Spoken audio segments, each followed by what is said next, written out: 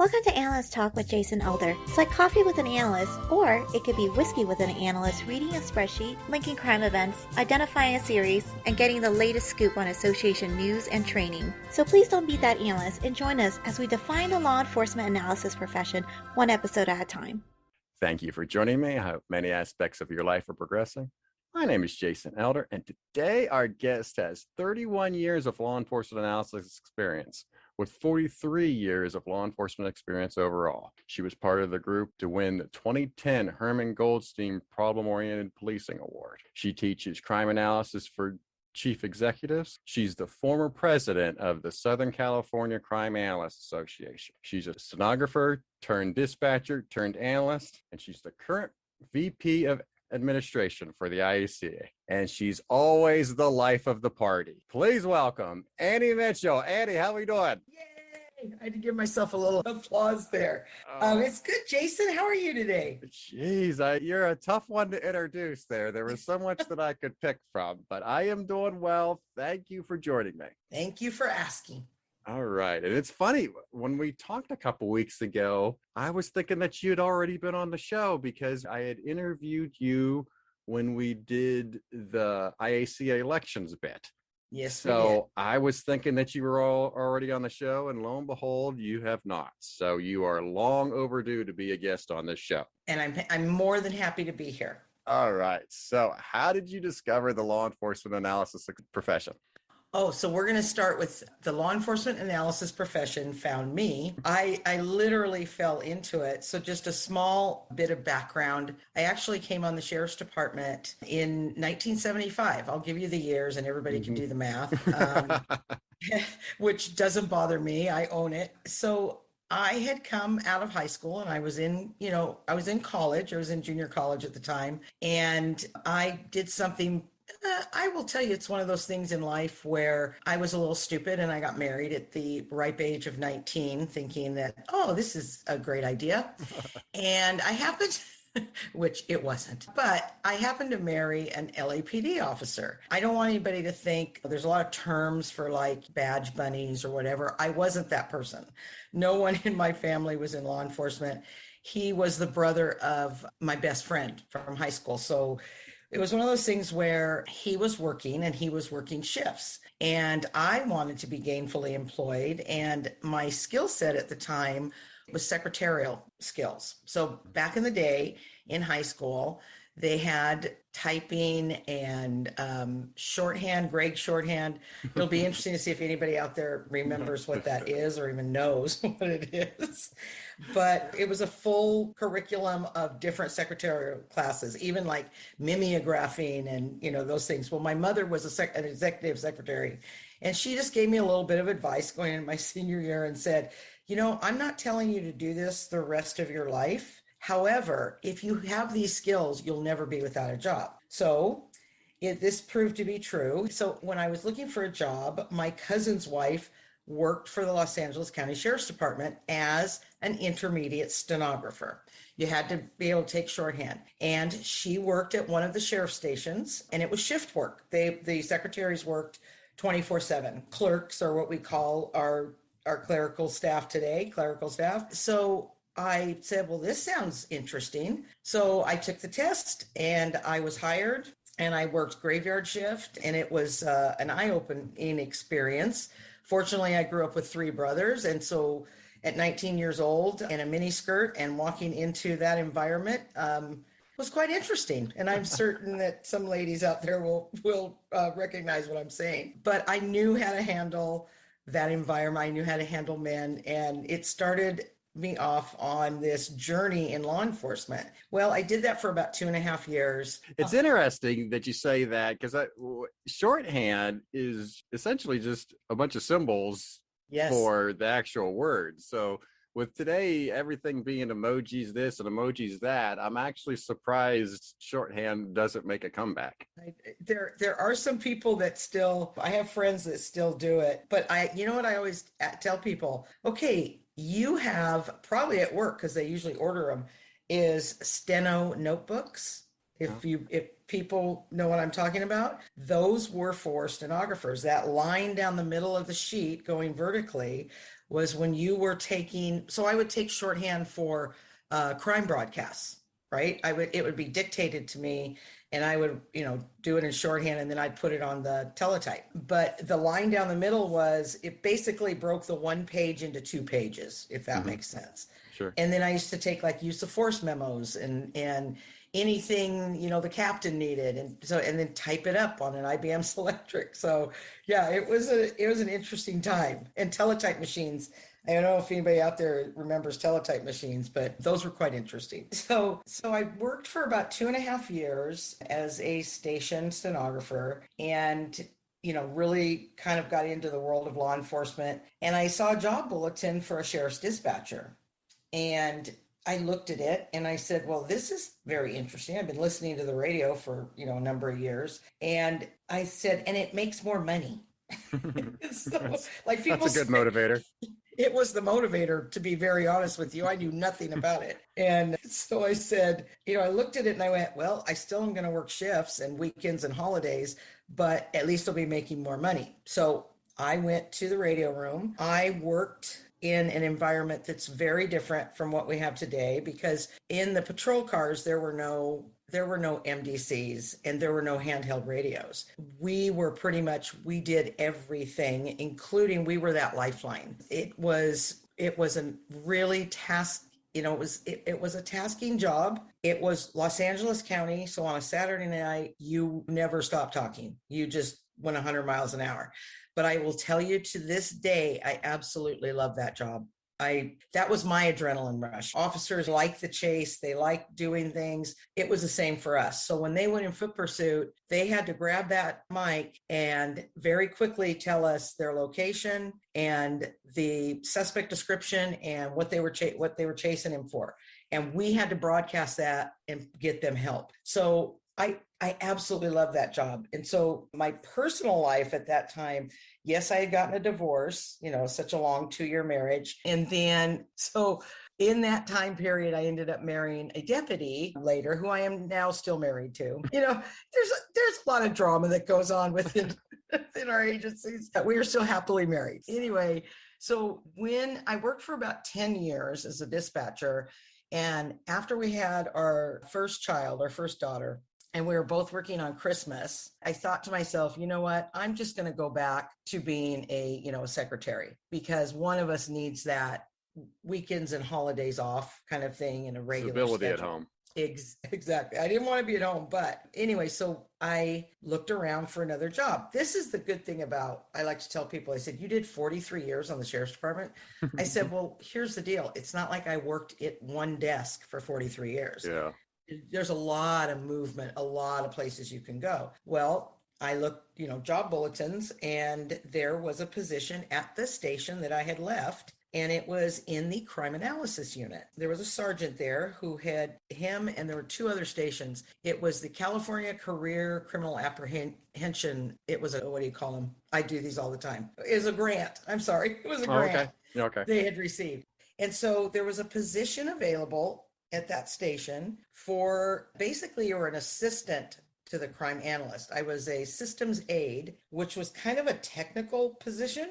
I have no idea to this day how I qualified for that, but I did. I walked in the door, to this whole new world. Now you have to understand it's 1987. So we didn't have the tools that were available today, and we'll go into that a little bit more, but we did have a mapping program. It was called LandTrack. I've actually done research on it. I cannot find anything anywhere on the internet. So if anybody's listening to this and they know about LandTrack, please send me the information, because I would just love to show that, to see where we're at. Basically, it was an electronic pin map. Didn't do anything other than that. Well, it was before the internet, so it's not going to be on the internet. Yeah, well, that's true. That's true.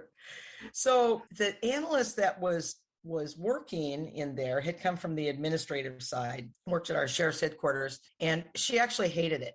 She hated doing it. It's just, and this is something that I can teach an analyst, the processes and procedures that we do, but it's something that we have that instinctual feeling. And when you're doing some work, she had nothing. She was like, I hate it. I just want to go back. I, on the other hand, coming from dispatch and really having a solid understanding of what was happening in the field. And all of a sudden, this whole new world is opened up. I knew how that could be applied, how the data that was available at that time could be applied for patrol. And so I had a sergeant that, she left and went back, and he wanted me to be the crime analyst. However, I did not qualify under the civil service rules, right? We have minimum requirements for the job. Mm-hmm. And I did not have those, being a college degree.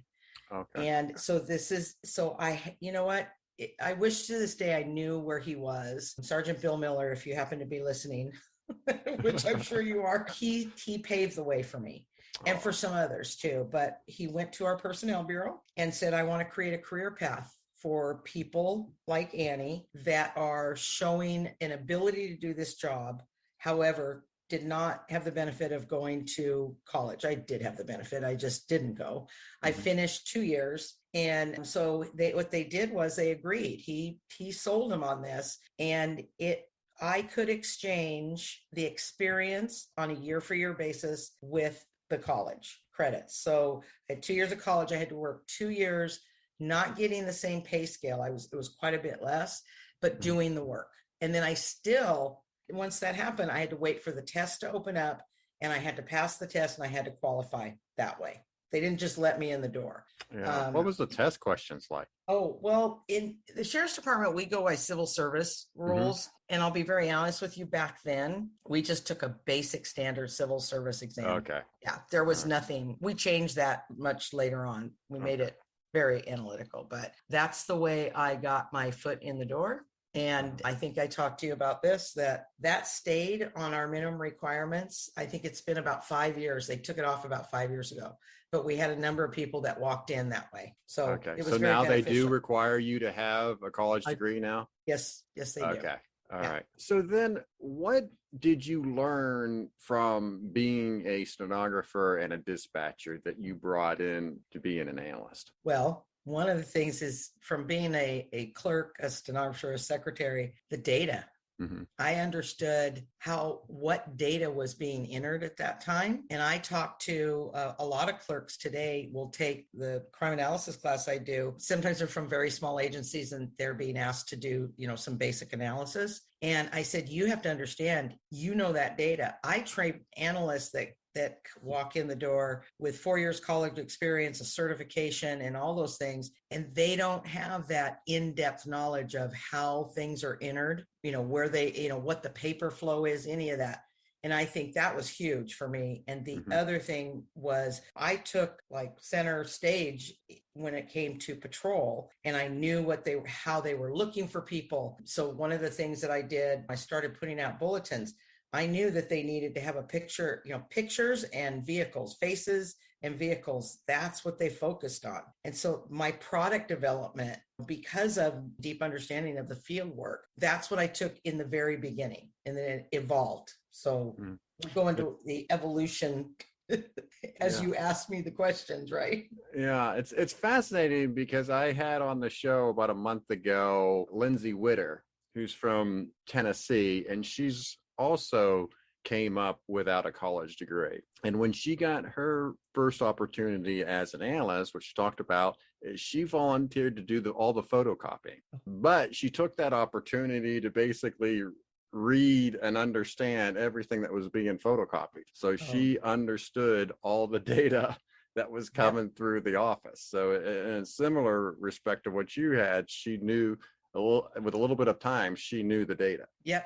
And it is absolutely essential even today. And I have a problem today with everything is on a computer because there's something about reading those reports that takes you to a different place. And that's because back then we're talking 1987, there's no RMS, there's no typed reports.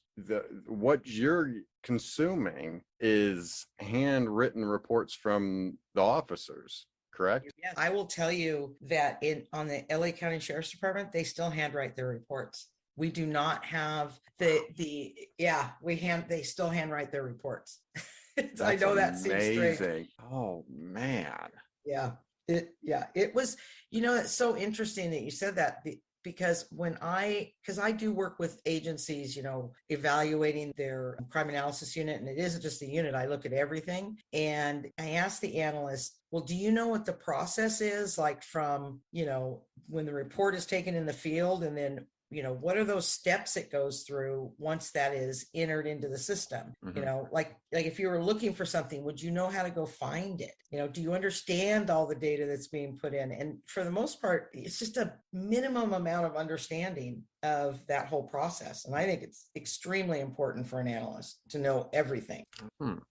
All right, so let's get a better understanding of your career. Let's get into your analyst badge stories. Okay. And the first one, you've been an analyst for a little while, and then you get transferred. You were the first analyst in an intelligence unit, correct?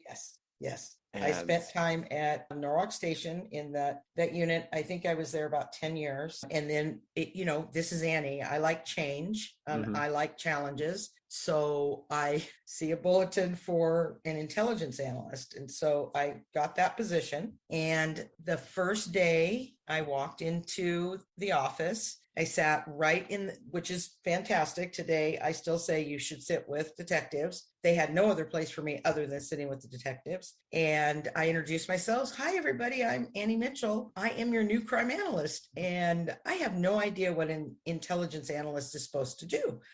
And they kind of leaned back in their chairs and they looked at me and they said, we have no idea. We just know that everybody else we work with has an intel analyst and we wanted one too. Oh, man. So this is a fantastic example, though, for what every analyst should do within their career. I looked at that as this is good because they don't know what I can do. I know what I can do. I just need to understand what they do. It's very different than patrol and detectives at a station level. And so I said, you just show me what you do, and then I will plug in, little things here and there. So they were doing a lot of organized crime at the time. And because that was, I think, what did I put on there? 1990, 1991, I think. And so they had a lot of informants. So unfortunately, I had to go out in the field with them, and we went to a lot of bars.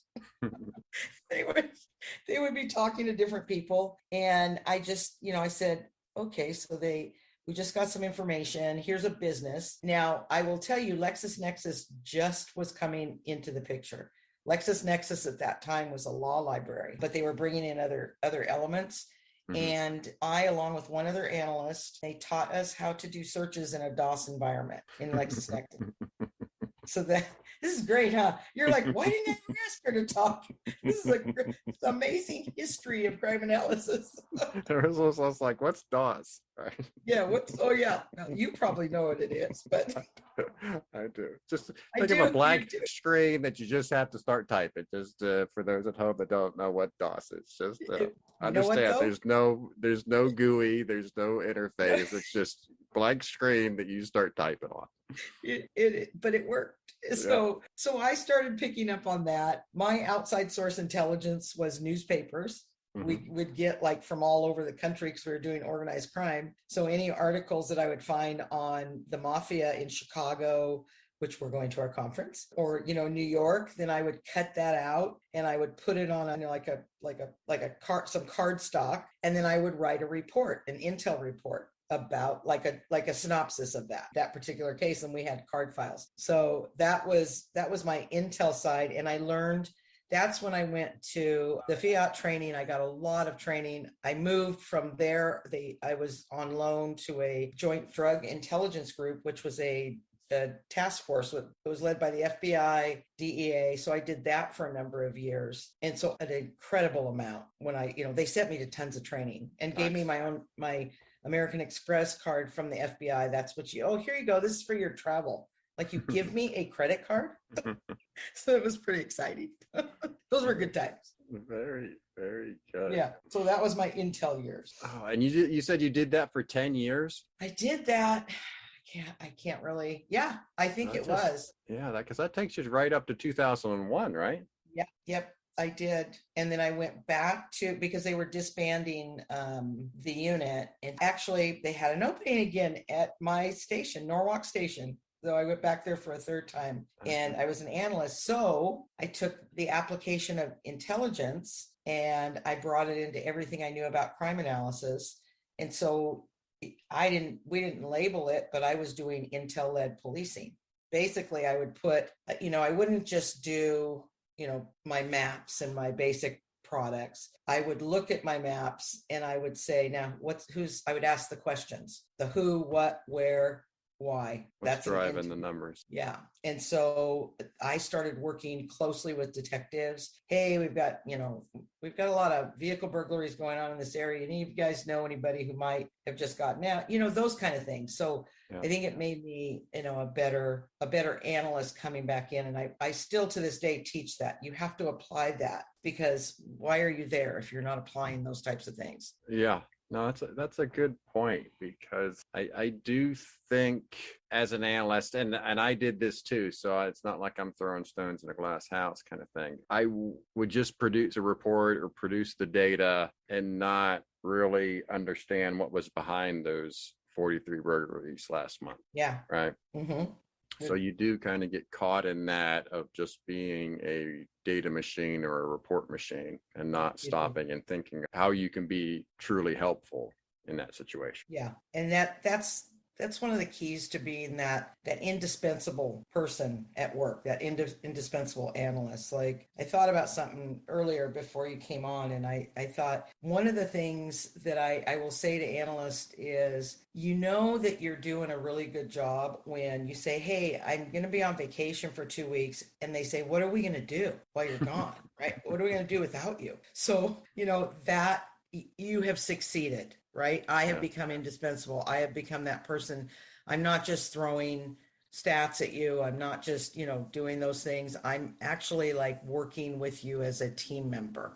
Like, let's try and arrest. I think, honestly, Jason, at one time I wanted to be a deputy, and I think I was a little bit frustrated. I actually was getting ready to go in the academy, and so I couldn't do that if I was with child. So that's what kept me out of it. But it's okay. I don't want the danger of it, but I do want to be involved with providing leads and, helping the outcome of this. I do want to be that person. Good. All right. So let's talk about a crime series now.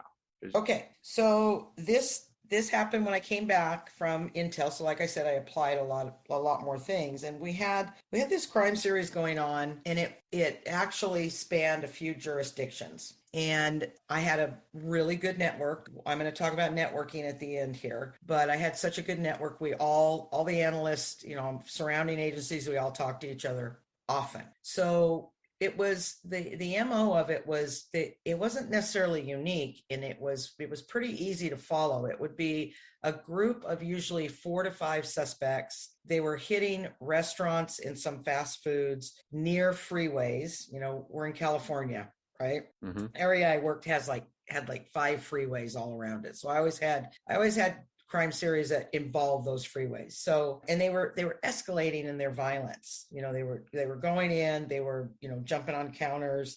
They weren't just taking money from the register, they were taking money from customers. So it started to become, this is pretty serious. We've got to really help with this. And so there were 2 analysts at one of the sheriff stations that bordered me. Now, this is an interesting story in analyst processes. So we got together and we did a number of processes with that, right? So we started doing like some link charts, timelines, and then, we've all done the standard deviation, like to do next hit prediction and all this. So they were doing that portion of it. I was doing another portion of it. Well, we had a disagreement about what we thought was going on, because in some of the cases we would have a different, like maybe a little bit different suspects, about the same number, MO was the same. And so I said, but they're generally doing the exact same thing. I just think it's one of those where you have a group of individuals and then maybe one night, two of them can't come because, they have to stay home with the kids or something. And so they just bring somebody else in. Well, we got into a heated argument about it and we ended up just basically not working together. And so I just continued with my station. So I had a detective lieutenant, and he was frustrated because the captain in the city was getting upset. And he looked at me one day and he said, "You know what? You're the analyst. Tell us where the next one's going to be." Pretty much with that tone. Yeah. And being Annie Mitchell, I was not fearful at all. Well, a little. And I said, "Fine, I'm going to find him." So I just looked, and I'm going to be honest with you, I didn't do anything magic. I just looked at all of these cases together on a spreadsheet, and I picked the day. I can even tell you what it was. It was Tuesday, on this particular date. I said they're going to hit on Tuesday between 2,200 hours and midnight. They're going to hit. And I looked at an intersection that had 4 restaurants, one on each corner, right off the freeway, and they had not hit that area. And I'm going to tell you right now, and this is for all the analysts out there, this was my best guess. When you make a prediction, you have to know don't look for the 100%. You're not going to have it. And I used to actually give percentages when I'd give something like that out. I'd say, "I'm about 65% on this one." Okay. That was my disclaimer. Yeah. So what happens is, they plan an operation based on that information I gave them. As I walked out of the station, because they were all working overtime now, I was thinking, oh God, please, please be right. You're like, "I gotta go do it myself." So Yeah, because you're just like, oh gosh. So the next morning I'm driving into work very early, and this is when we were getting information on a radio. So it was on a news radio station, and they said, "Last night in Norwalk, there was a robbery, blah, blah, blah." And I went, "Oh my God, yeah. I think I did it." And sure enough, it was the same. It happened around about 10:40 p.m. on that day. However, my location was off by a mile. Oh, okay. But they were out there. They were already out there, and when the call came in, they all rolled over. They did not get the suspects, but through the witnesses and stuff, they ended up making a case. So that was a biggie for me. And I actually had one sergeant, I think he was a lieutenant at the time, went to the FBI National Academy. He called me and he goes, "Hey, Annie, I have to do this project. Tell me how you did that prediction, how you made that prediction." I go, "Are you serious, Chris?" I mean, really, it was kind of luck and a little bit of looking at a spreadsheet. So that was a really good one. Yeah. So the other group then, where you had the disagreement, did they want to exclude certain cases from there because they didn't think it was the same group? You got it. So, okay. Because that I think that's always a question mark a lot of times when you're doing series is, do you have all the cases, and all of these cases that you think are part of the series, really should they be there? And because normally I don't think until the end, until after it's over. But at the time when you're trying to do stuff where you're trying to do probability of the next hit, and it's really difficult because a lot of times you won't know if you have all of the cases, and even one or two can really throw you off in terms of trying to predict the next event. Yes. And it's, what when I teach, because you'll have analysts, people that are learning, and they want it to be, I'll give them like a spreadsheet of data and say, "Okay, give me the ones that are related." But they get so caught up in, well, this one is kind of like, and this one is maybe. I said, you're never going to have this clear picture ever. It's very subjective. And I explained to them what happened. So the other two analysts wanted to make it 2 separate series. And I said, that's fine if you want to do that. I just don't think we can work together on this. I'm making it one. So, I'm really glad that you said that. It's clear as mud, really. Yeah, it's clear as mud, and it's your best guess. Man, you would have really shocked him if you ended up pulling the same location. If that would have been the location, geez, 1040 right there, right in front of them, they wouldn't have known what to do. So, but pretty impressed. Yeah. And you know what? That's what you need. I tell analysts, all you need is one success. Yeah. You have one success, you can ride that wave forever. Yeah. Yeah, you can.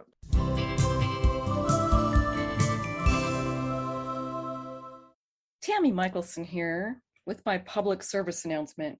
What is it with some people who walk around in public on a call with their phone on speaker? I mean, come on, people, give the world a break. We have little interest in hearing one side of your conversation, let alone being subjected to hearing both sides of your conversation. This is noise pollution. Plus, does the person on the other end even know you're blasting them for the world to hear? Hi, my name is Brian Napolitano, and I'm here to talk about name badges. When you're attending a training or a conference, please make sure your name badge is at an appropriate height and is legible enough so that strangers won't be staring where they shouldn't, just so they can figure out your name. Thank you for listening.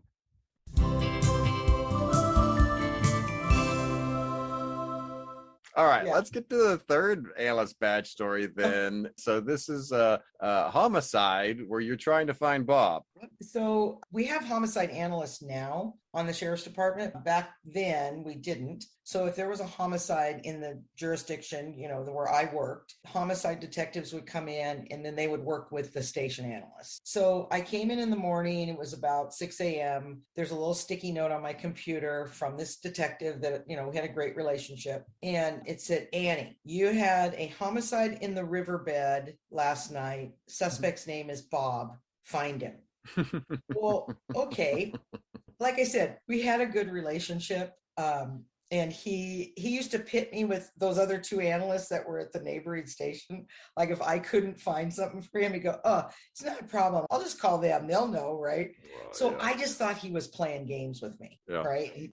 And he comes around the corner of my cubicle and I was reading the paper. That was my routine in the morning. I get there very early and I would read the paper and drink a cup of coffee. He goes, how come you're not looking for Bob? I said, oh, right, Kevin. I'll even say his name.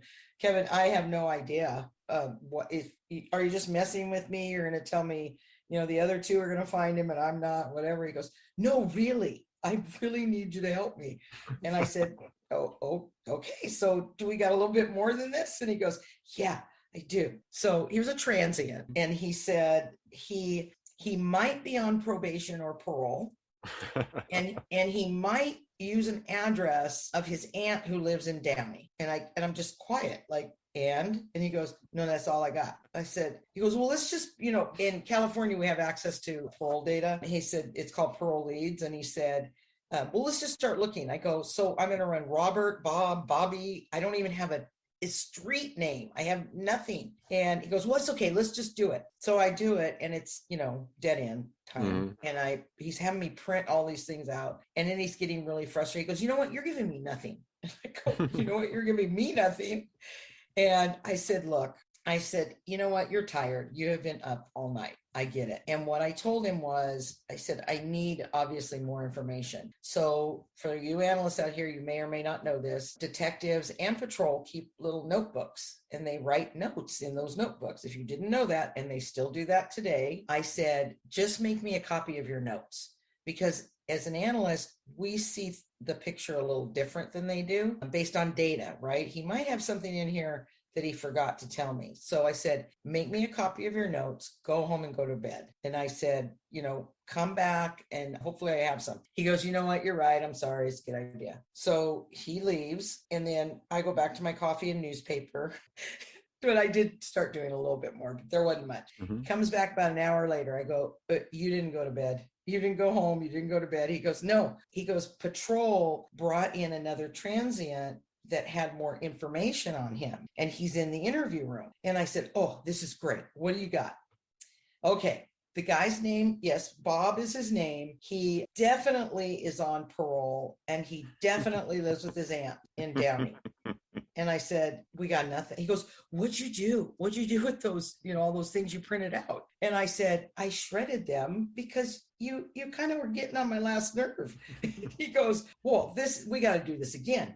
And I said, no, we're not. I said, is the guy's still in the interview room, right? I said, yeah. I said, go ask him if he has a tattoo. So he goes, ooh, good idea. And I said, ooh, analyst homicide detective. I think I might win this one. So he sure enough came back out, gave me a tattoo, and I identified the guy right away. So it's a great example for analysts. Don't think they don't know the data like we know the data. Mm-hmm. It was simple. It was really simple. So yeah, I found Bob. Very good. So yeah, you have to have some kind of search criteria to start with. Yes. That's that. Yeah. So you probably got about 15,000 results the first time you searched with the information that you have. Yeah. Oh man, that's funny. All right. So just a couple other highlights from your 43-year career. You were given a weekend to centralize the analyst unit. Oh, mm-hmm. Tell me more about that. After working as I promoted to a supervising crime analyst, and one other person was promoted to manager. And her and I had been analysts, together. We knew each other very well. And you know how things go in agencies. Some people do some things to feather their own nest and don't tell the other people, meaning there was a chief and a lieutenant and a sergeant that were putting together this new enhanced crime analysis unit, but never went to the manager and said, hey, we're working on this. They had been working on this for quite some time. And they got approval and they gave us a call on a Thursday, in like the end of our day, kind of a Thursday, and said, hey, you're going to become a centralized unit effective Sunday. So you need to work on all the processes and the onboarding of that and what that looks like. And we were pretty much floored. And so Liz Rodriguez is the manager. She is still the manager. So there's a little name drop. And hi, Liz, you'll probably listen to this. We had a really tough time putting that all together in such a short period. And we had families at home.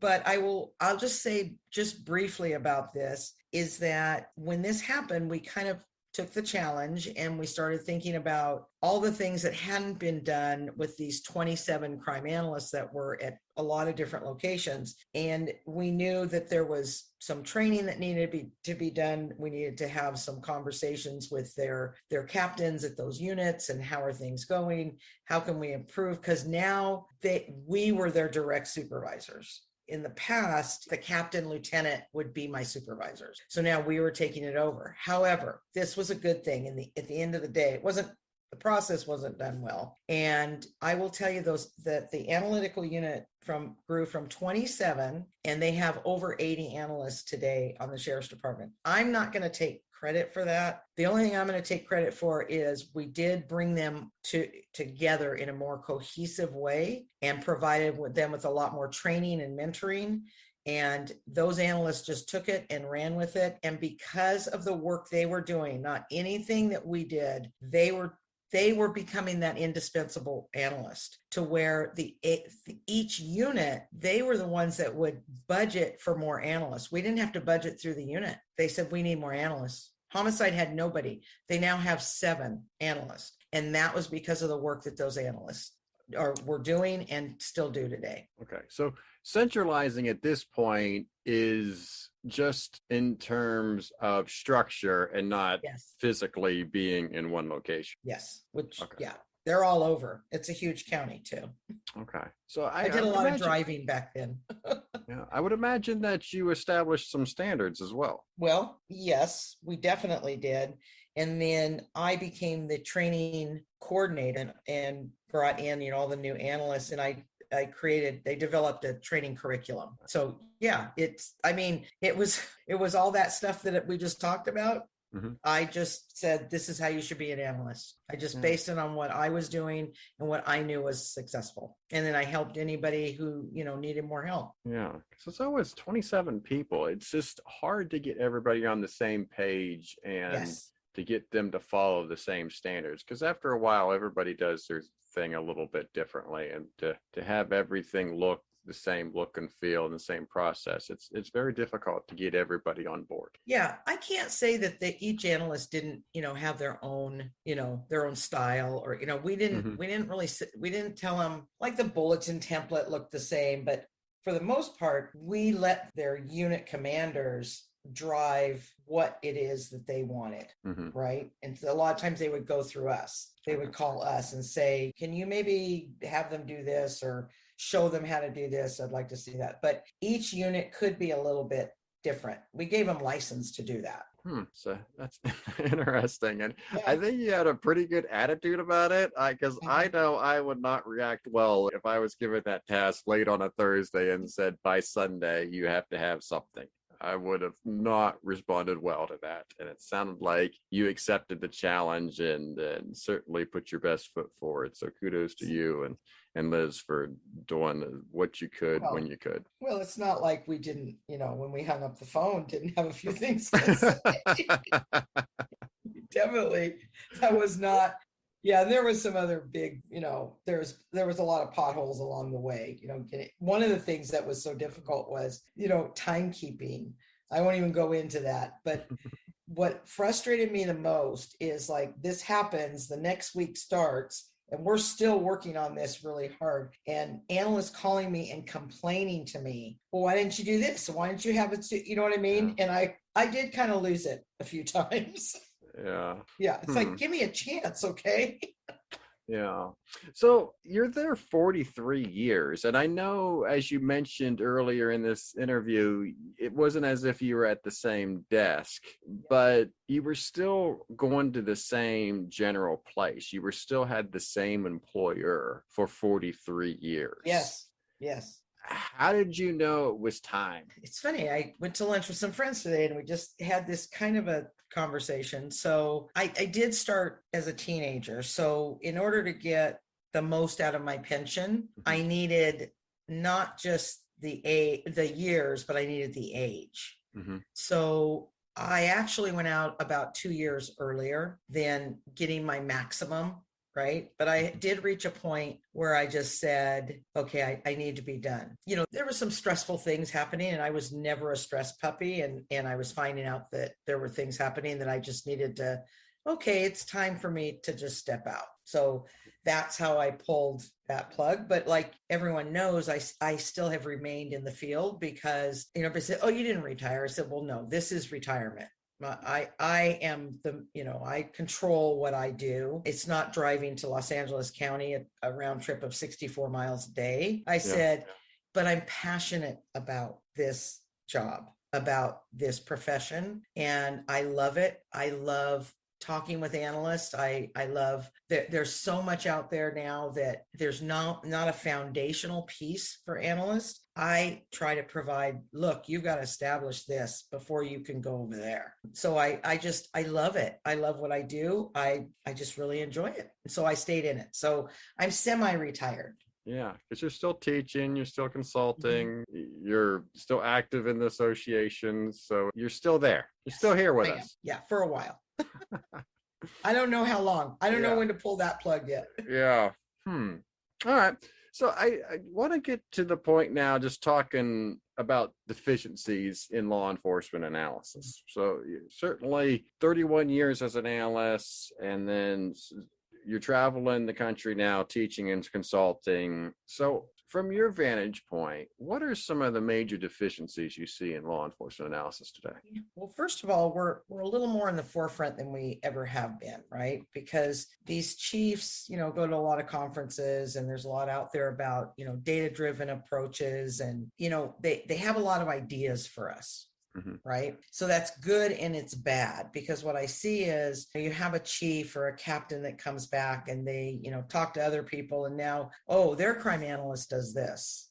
I want you to do this. And they keep taking them in all these different directions. And for a good number of these younger analysts that are just coming in, they don't necessarily take control of their role. Right. It's like, I just wait for them to tell me what to do, or I don't have time to do this other thing over here because they're having me do, all these administrative reports. Do you understand the data? Do you understand all the data that is there? Are you reviewing reports on a daily basis? Because of all the electronic age out here, I think that they are missing so much by not reading narratives. Some may be reading those narratives, but I mean, so many series, so many things I found in there, they're missing. So what I would say, if I were to narrow that down, I would say our profession is definitely grown, and it is growing exponentially. Like the amount of people that want to be crime analysts now, or just interns, is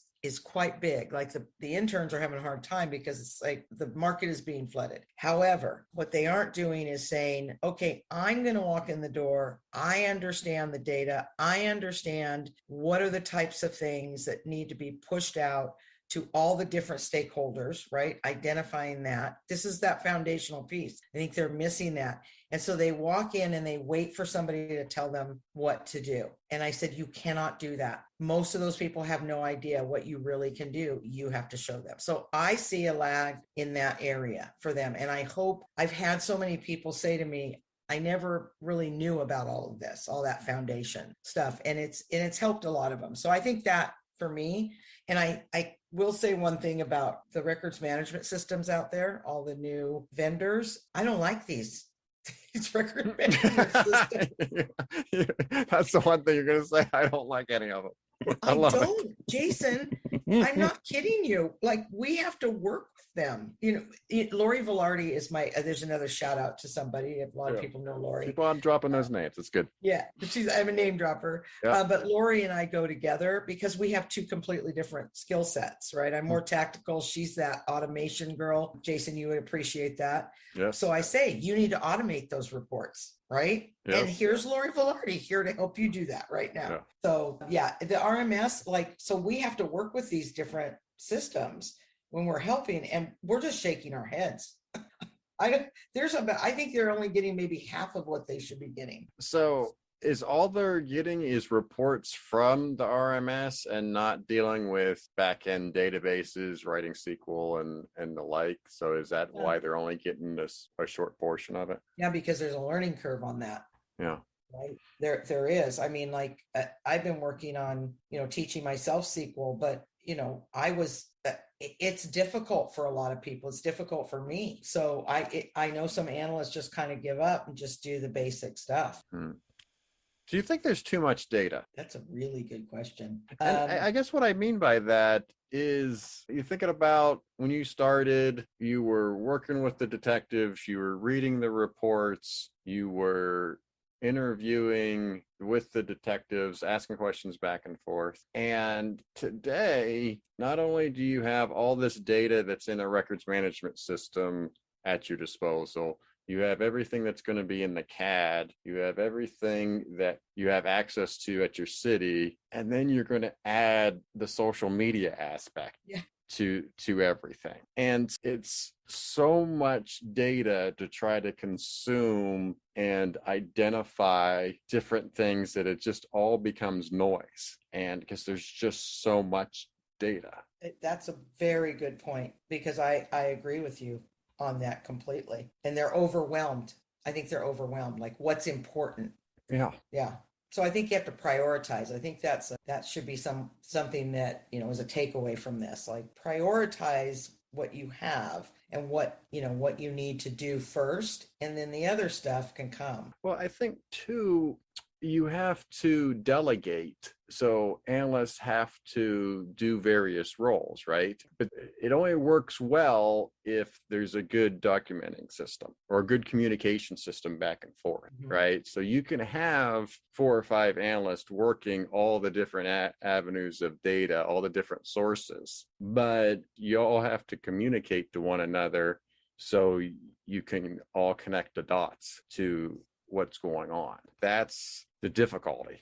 Because I think, again, back in 87, you were reading all the reports. You were working with all the detectives. So you remembered what that detective said to you 3 weeks ago, or what you read in the newspaper yesterday. And you had it all in your head.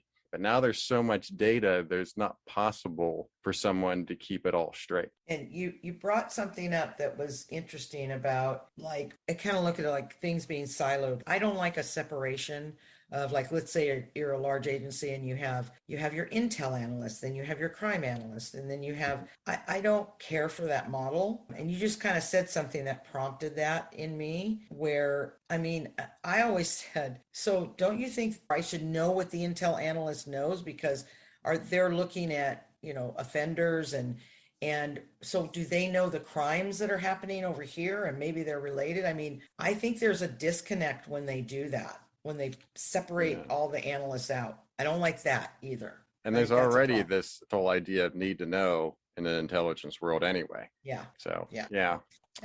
It's unfortunate there. Yes.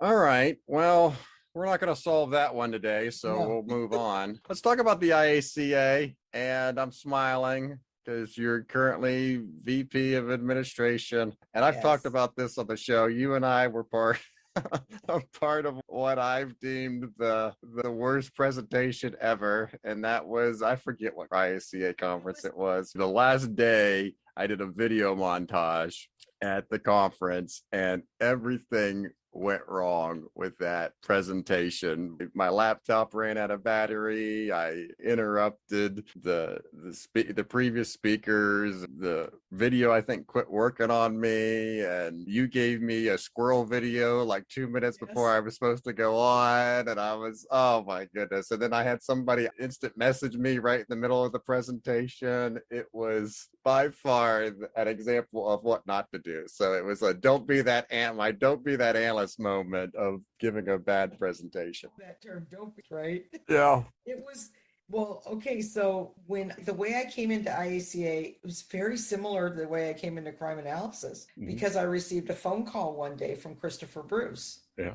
Asking me if I would be interested in we had a vacancy on the board, like midterm. And so they needed a VP of administration. And I get this phone call from Christopher Bruce. I know I wasn't number one on the list because I laughed about it later. I was just the first one to accept it. Yeah. But because I had been a president of a regional association, I think, they thought I was qualified. So I said, give me a day to think about this, right? Because I never saw myself like that. And so then I took it and I absolutely, I will tell you, I love being on the IACA board. I think currently we've made a whole lot of changes that a number of people have wanted to see for quite a while. And we're still working on that right now. But it's funny because you were talking about New Orleans.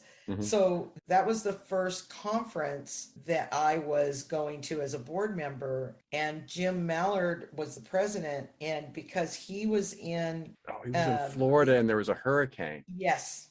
That's right. And he missed it. So you were the MC. Yes.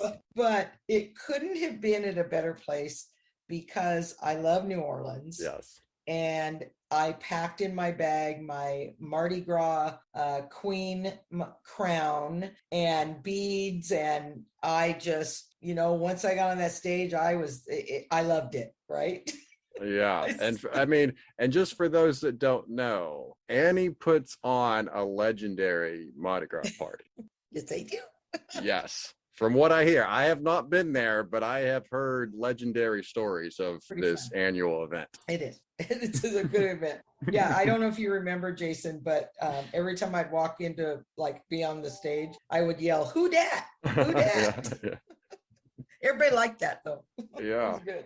Yeah. So I haven't had anybody on the IACA board for a while. So what are you all working on? One of the things that we wanted to get in with was the International Association of Chiefs of Police.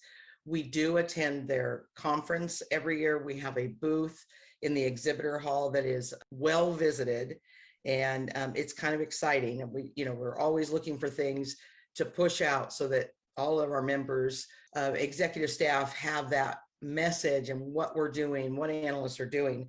One of the things that's kind of exciting, and this is going to be going on the week of May 23rd, Mary Berticelli and Kristen Lottman, they're going to be doing a presentation, when they had put at the IACA Technology Conference. We tend to get shut down a lot. We have not been able to do any presentation. They come back and say, thank you very much. But I'm excited. They are going to do a presentation, and it's your crime analyst is your superpower. So I'm looking forward to how that goes, but it should be great. I don't want to say it, but the new website should be launching very soon. Okay. So that is kind of a big deal. One of the things that we brought in is I brought in the Regional Associations Committee because I always felt there's been a disconnect between regional associations and the IACA, Sure. other than we just, you pay a little bit more tuition and you get to be in the IACA. And that group is taking off very, very well. We're right now working on bringing in Chile as not a regional association, but there will be a chapter. So we've not done that yet. We did a very intense bylaw review and we went through that process, and we're just making a lot of changes to the way we do like our committees and benefits and those types of levels. So, and we get together often, we speak often. Oh, and we love having Rachel. We have an Carson. international member on the board. We absolutely love it. Unfortunately for poor Rachel, less than a month after she becomes the VP of membership, the pandemic hit. Sure. So we have not been able to be face to face with her once.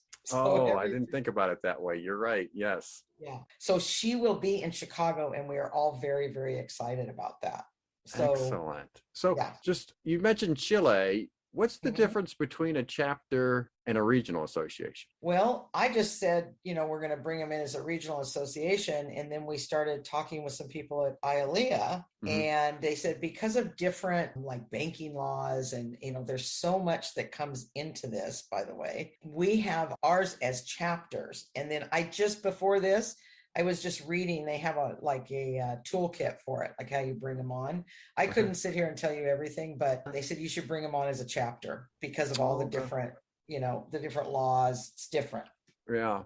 And I was at the IACA conference in Dallas a couple weeks back. And one of the things I mentioned to them is there's certainly some people that can't travel to the association, but I don't know what it was about that hotel. That hotel had the best Wi-Fi I've ever experienced at a conference. I agree with that. I said that because we were having, we had 3 of us from our board, and we were doing a little board meeting when we were there. And I go, is this internet fast for a hotel? I said the same thing. Yeah, and what my point was is if the hotel's internet is going to be that solid, then you could set up scenarios where you could have people zoom in, right? Yeah. That can't be there. So in your situation, I think it would be interesting if you could set it up so all the different regional association presidents could zoom in on the big screen all at once,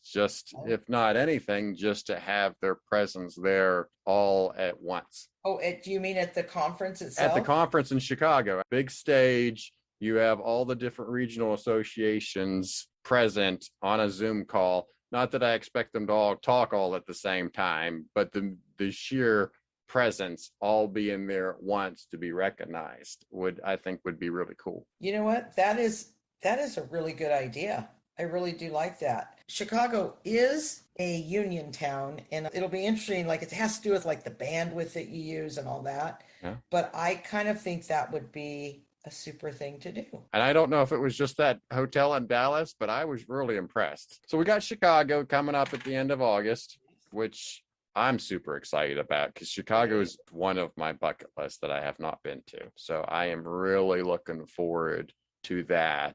Is there a theme this year? Theme other than our welcome reception is going to set up as a speakeasy. Because nice. Yeah, that hotel, the Palmer House, has a history with Al Capone. Nice. So get your outfit ready. Oh man, that is really. We have awesome. We generally don't have necessarily a theme. Mm-hmm. I don't think it's something that maybe we've done it in the past, but it's not a bad idea. Yeah. Interesting. All right. Well, let's go on to personal interest then, because you are a golfer. I am a golfer. And what's your handicap? Oh, no, let's not talk about that because I didn't say I was a good golfer. Okay. Well, it's okay. But I mean, you play golf regularly. I do play golf quite regularly. I belong to a women's league and we play every Friday. I don't necessarily play every Friday, but yeah. And I should tell you, I was on the board for our women's league. It's like, I can't, it's ridiculous. I'm like, I don't want to do this. Okay. Yes, I was on the board for a few years, actually. So yes, I'm a golfer. I am a golfer. Yes. Yeah. So And- is it just a social thing? You like to get out type thing? No, I'm kind of competitive. You are competitive. All right. Yeah, and I was just in a tournament. I Mhm. have a friend who belongs to a country club, and they had a 2-day tournament, Mhm. and we actually came home with some cash. We Nice. did well. Yeah. Is that like a So- best ball tournament? It actually wasn't. It was called an eclectic. So an eclectic is you play 2 rounds. So you play 1 round, it's your full score, and it's your foursome score, not just an individual. Mhm. And then the next day we play another round, and so you can better a hole, right? So let's say I got a 8 on a hole, which I did, and then Okay. the next day I got a 5, Yeah, right? that's- So then your score, it's your best score over the 2-day period is an eclectic. All right. So in that case, you would get a 5 Yeah. instead of the Yeah. snowman. So overall, so they give like first gross and first net, and we Mhm. actually tied for first net, but they had a card off and we lost the card off. So we got second place. So, But I'll what's take it. what's a card off? Okay, if you tie Mm-hmm. another team or another person, for us in our league, because I actually did the calculations every Friday for the games, and we had payouts every game. Anyway, so I would say, oh, these 2 people tied. So our card off, the tiebreaker, card off is a tiebreaker. Mm-hmm. So it was the total of the back 9. Whoever had the lowest okay. total on the back 9 All right. won. Yeah. So have you been playing most of your life? I started playing when I was 16 years old. At high school, they used to let you do electives for PE. And I had a friend whose sister was a professional golfer, and she goes, let's try golf. So I started playing then, but I rarely played. I had children. I would play occasionally. When I worked, I would go play with, there's a group of, guys that I used to go play golf with. So off and on, but more since I retired, obviously. Yeah. Very cool. Yeah. I golfed a lot in my 20s and early 30s. Oh. And I still wasn't any good. I think the more I played, the more frustrated I got because I expected to get better given how much I played, and I didn't really get that much better. Nope. But then had kids and, then went almost a whole decade without playing. And I played a couple years ago here in Tallahassee, and I thought, well, let's see if this opens the door for me. And I was like, nope, I have no interest in playing this game anymore. It's past me now, I feel. It's definitely a lesson in frustration. Oh, yeah. Yeah, definitely. Not So, good. Not good. All right. Well, hey, I want to finish up with some callers. We got some callers on the line. We're going to play favorite first jobs. Okay. And do you have a favorite first job? I think my favorite first job was stuffing envelopes. Oh. And I don't know why it was just my first job, but I can still remember I had a couple of us did it, and I remember listening to Summer Breeze, that song. Yes. Like the Summer Breeze playing on the radio. Yeah. Oh, that's funny. All right. So we got 5 callers lined up, and we are going to ask them their favorite first job. So first on the line is Jenny. Jenny, what is your favorite first job? Well, during Expo 86 in Vancouver, I managed a frozen banana stand that was called the Copa Banana. And it was the most fun I ever had in a job. Copa Cabana. Man, there's just something about like serving ice cream, or I worked at an amusement park. It was my first job that I had. I earned $3 an hour at an amusement park in the 80s. To me, there's something about serving the food, serving the treats. It is nostalgia because at the time you think it's the worst job in the world, but when you look back at it, it's a fun time. It's a special time in your life those teenage jobs. Yes. That's it. That's all you're going to give me is yes. Oh, I'm sorry. I mean, this is kind of a talk show. You're supposed to react.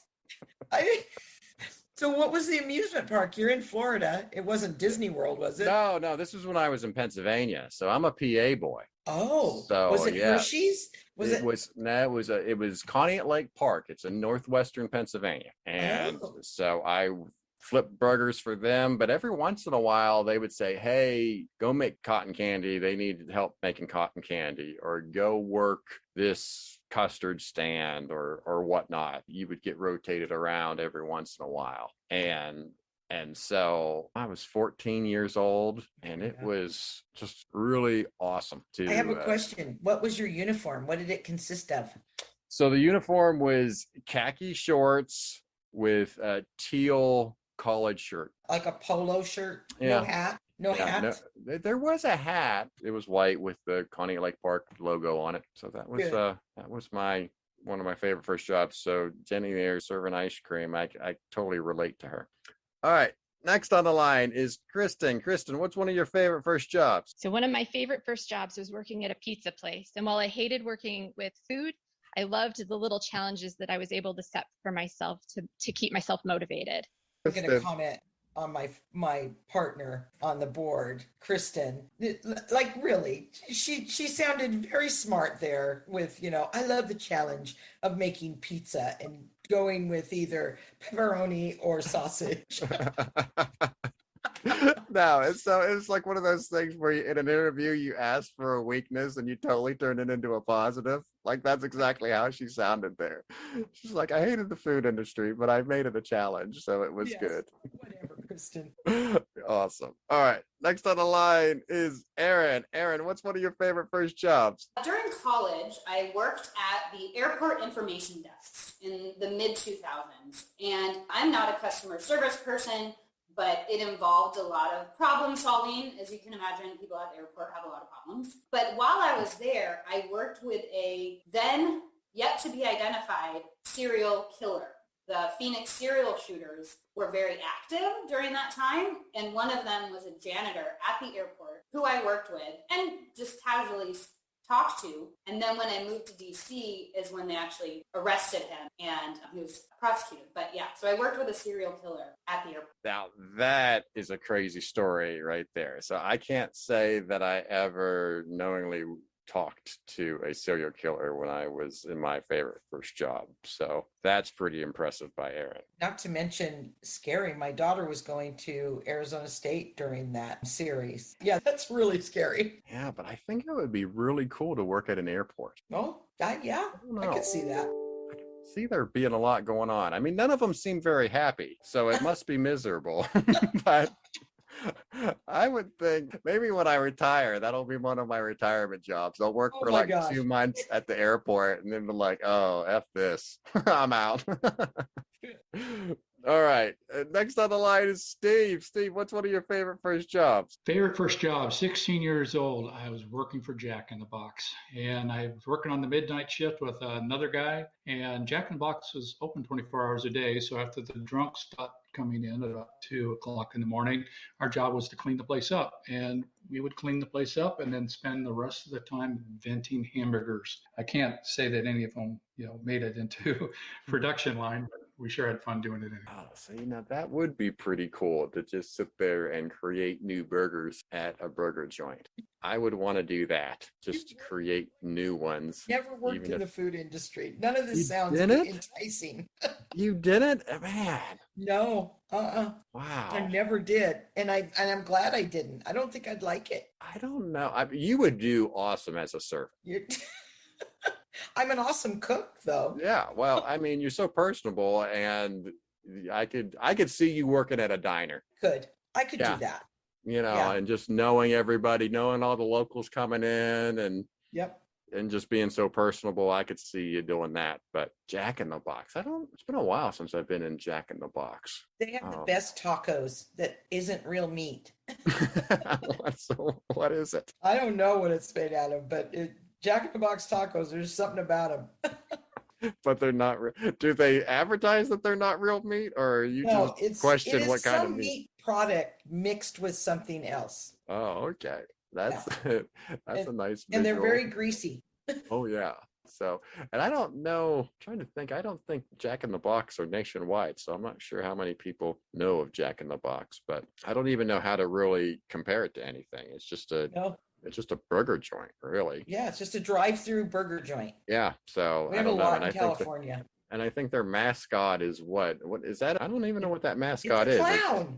It's supposed to be a clown? To me, That's a it looks like clown. it looks like something skinny with a snowman head. No, it's a clown, but he's wearing a suit, but he has a Oh, pointy hat. yeah, I don't know. So, but anyway. I have one right down the street from me. There you go. All right, last on the line, Todd. Todd, what's one of your favorite first jobs? My favorite first job was working as a security guard at Six Flags in the summer. That pretty much just required me to walk around the amusement park and make sure nobody cut in line, which was a pretty good gig for a college kid. Yeah, see, so Todd worked in the amusement park too. So yeah, that would be, I don't know about security guard, because my view of an amusement park is by the end of the day, the kids are tired and crying, mom's angry, and dad's drunk. That's my horrible stereotype of a family at an amusement park. And so I wouldn't want to deal with any of that. And then you're dealing with employees as a security guard. I don't think I'd like that too much. To mention, he was just a college kid. Yeah. Right. It would be. Yeah. I don't agree with that either. And I like your analogy of what things look like at an amusement park, because we live only 20 minutes from Disneyland. Oh, and, yeah. Yeah. And the last time I went with my daughter and the kids and stuff, I mean, by the end of the day, we were all ready to kill each other. It was like, okay, I'm done. I'm done with Disneyland. I've been enough times. Yeah. Don't miss the magic. Don't miss the fun.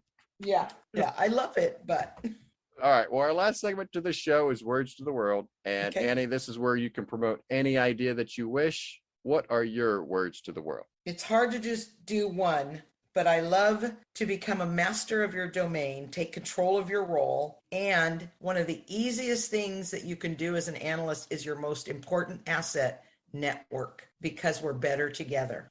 Very good. Well, I leave every guest with you. You've given me just enough to talk bad about you later. Okay. But I do appreciate you being on the show, Annie. Thank you so much, and you be safe. Jason, it was a pleasure, and I hope everyone gets something out of this. And hey, just email me. I'm on the board.